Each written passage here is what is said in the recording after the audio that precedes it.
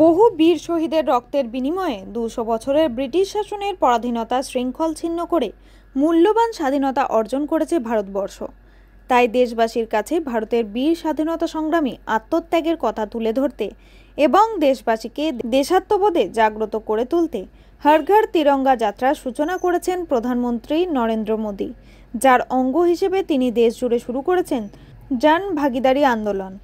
সেই আন্দোলনের সূত্র ধরেই আসন্ন ৭৯তম স্বাধীনতা দিবসের প্রাক্কালে ভারত বাংলাদেশ সীমান্ত জুড়ে তিরঙ্গা যাত্রা আয়োজন করল বিএসএফ এর ১২ নম্বর ব্যাটালিয়ন। মঙ্গলবার সকালে মালদার হবিবপুরের আইহো স্ট্যান্ড থেকে শুরু হয় এই তিরঙ্গা যাত্রা। সেখান থেকে শুরু হয়ে একেবারে ভারত বাংলাদেশ সীমান্ত হয়ে ১৫ কিলোমিটার ঘুরে এই তিরঙ্গা যাত্রা শেষ হয় সিঙ্গাবাদ বিওপিতে। এই তিরঙ্গা যাত্রা বিএসএফ এর ১২ ব্যাটালিয়নের বিএসএফ কমান্ডেন্ট প্রেম কুমার, ডেপুটি কমান্ডেন্ট পরিতোষ বিশ্বাস সহ জওয়ান, আধিকারিক এবং গ্রামবাসীরা দেশের জাতীয় পতাকা নিয়ে অংশ নিয়েছিল।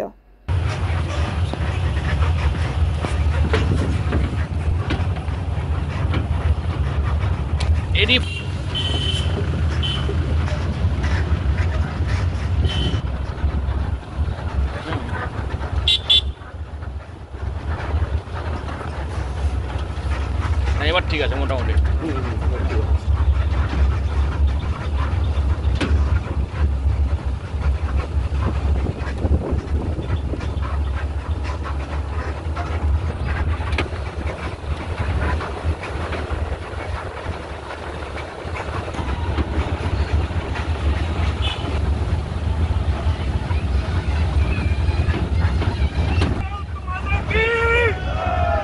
बोलिए बोलिए बोलिए।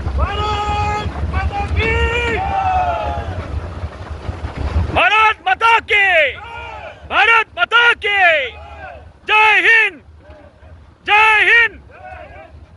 भारत माता की, भारत माता की जय हिंद, जय हिंद।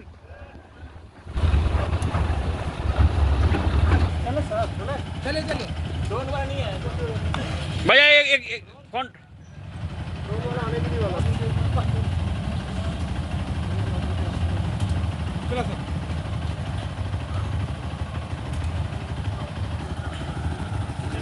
आइए आइए।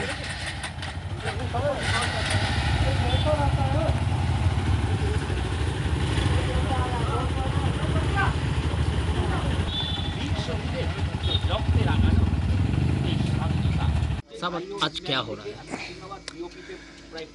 आज जो है ये जो ना भारत सरकार का अभियान है, इसके अंदर जो है हर घर तिरंगा जो ये कैंपेन के माध्यम से ये यात्रा जो है 12वीं बटालियन द्वारा निकाली जा रही है।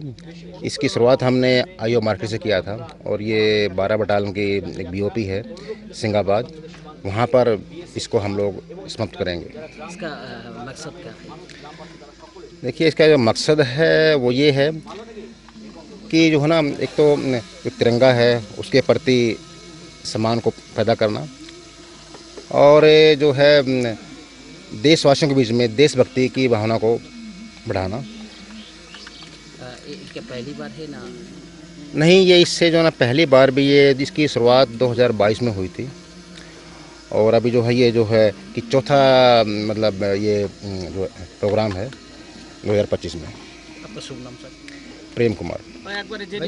ভয় টিভি, মালদা।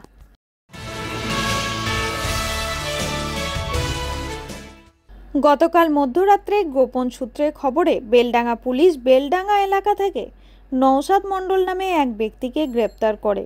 তার কাছ থেকে 6টি দেশি আগ্নেয়াস্ত্র ও 2টি মার্কেট সহ 14 রাউন্ড গুলি উদ্ধার করা হয়। প্রাথমিক তদন্তে জানতে পারা যায় সেগুলি তিনি তৌসিফ মোল্লা নামের এক ব্যক্তিকে বিক্রয় করার উদ্দেশ্যে নিয়ে আসছিলেন। পুলিশ সূত্রের খবর, পুলিশের খাতায় এর আগেও নওশাদ মণ্ডলের নামে মাদক পাচারকারী হিসেবে নথিভুক্ত রয়েছে। এছাড়াও মাদক পাচারকাণ্ডে তিনি বেশ কিছুদিন জেলে ছিলেন। 3 মাস আগে তিনি জেল থেকে মুক্ত হন। এরপরে আবারও আগ্নেয়াস্ত্র পাচারের কাজে তিনি লিপ্ত হন। ধৃত নওশাদ মণ্ডলের বাড়ি ডোমকল থানা এলাকায়। পুলিশ নির্দিষ্ট ধারায় মামলা রুজু করে ধৃত অভিযুক্ত নওশাদ মণ্ডলকে আজ জেলা আদালতে তোলা হবে। Gracias.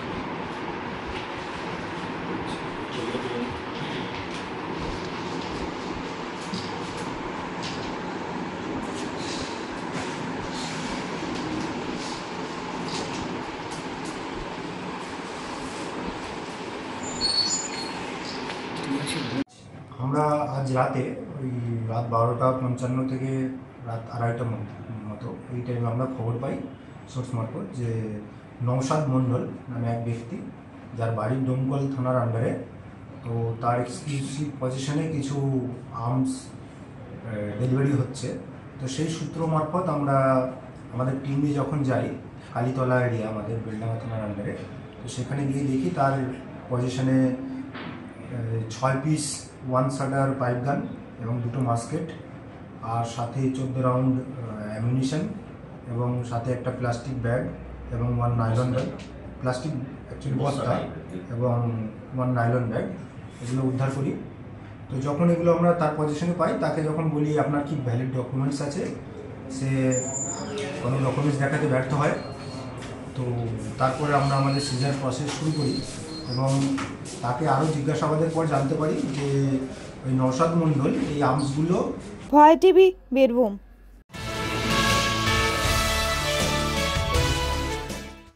নির্বাচন কমিশনের বিরুদ্ধে যুব কংগ্রেসের প্রতিবাদ মিছিল। ভোট চুরির অভিযোগ ও উদ্দেশ্য প্রণোদিত এসআইআর-এর বিরুদ্ধে সরব হল পশ্চিমবঙ্গ প্রদেশ যুব কংগ্রেস। জিপি ও কলকাতা থেকে এক বিক্ষোভ মিছিল অনুষ্ঠিত হয় রাজ্যের মুখ্য নির্বাচনী আধিকারিকদের দপ্তর পর্যন্ত। যুব কংগ্রেসের নেতৃত্বের দাবি, নির্বাচন কমিশনের ভূমিকা প্রশ্নের মুখে এবং ভোট প্রক্রিয়ার অনিয়মের বিরুদ্ধে রাস্তায় নেমে প্রতিবাদ জানানো এখন সময়ের দাবি। এদিনের কর্মসূচিতে প্রদেশ যুব কংগ্রেসের সভাপতি সৌরভ প্রসাদ ছাড়াও দলের শীর্ষ নেতৃত্ব উপস্থিত ছিলেন। রাজ্যের মুখ্য নির্বাচনী দপ্তরের সামনে ব্যারিকেড ভাঙতে গেলে যুব কংগ্রেসের কর্মীদের আটক করে পুলিশ। ভয় টিভি, বীরভূম।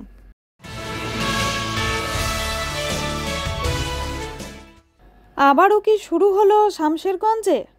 গভীর রাতে গঙ্গা ভাঙনে আতঙ্ক। চাচন গ্রামে হুড়োহুড়ি, বহু পরিবার গৃহহীন। মুর্শিদাবাদ জেলার শামশেরগঞ্জের চাচন গ্রামে গভীর রাতে ফের তাণ্ডব চালালো গঙ্গা ভাঙন। আচমকা নদীর ধারে মাটি ধসে পড়তে শুরু করতেই গ্রাম জুড়ে ছড়িয়ে পড়ে আতঙ্ক। প্রাণ বাঁচাতে ঘরবাড়ি ছেড়ে হুড়োহুড়ি করে অন্যত্র চলে যেতে শুরু করে স্থানীয় বাসিন্দারা। স্থানীয় সূত্রে জানা গিয়েছে, ইতিমধ্যেই প্রায় 6 থেকে 7টি বাড়ি নদীগর্ভে তলিয়ে গিয়েছে। এক কৃষকের বাড়িসহ তার গরুও ভেঙে পড়ে গঙ্গায় ভেসে গেছে। পরিস্থিতি এতটাই ভয়াবহ যে গ্রামের কিছু অংশ এখন একেবারে নদীর তীরে ঝুলে আছে বলা চলে। যে কোনো মুহূর্তে আরও বাড়ি ও জমি নদীর গর্ভে বিলীন হয়ে যেতে পারে। এলাকায় চলছে কান্না চিৎকারের মিশ্র পরিবেশ। বাসিন্দারা দাবি করছেন, এই ভাঙন রোধে দ্রুত পদক্ষেপ না নিলে পুরো গ্রামই বিপদে পড়বে।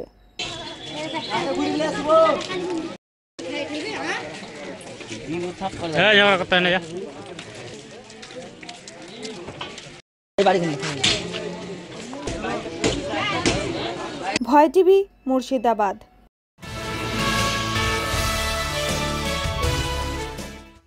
পূর্ব বর্ধমান জেলা রায়নাদুই ব্লকে যেসব জায়গায় জলে ডুবেছিল রোয়া জমি, সেগুলো সব জেগে উঠেছে। ক্যানেলে নিকাশি হয় সমস্ত জল নেমে গেল জমি থেকে।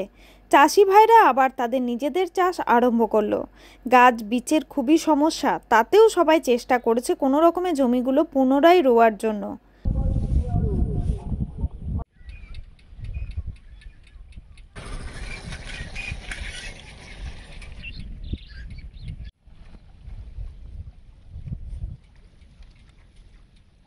ভয় টিভি, বীরভূম।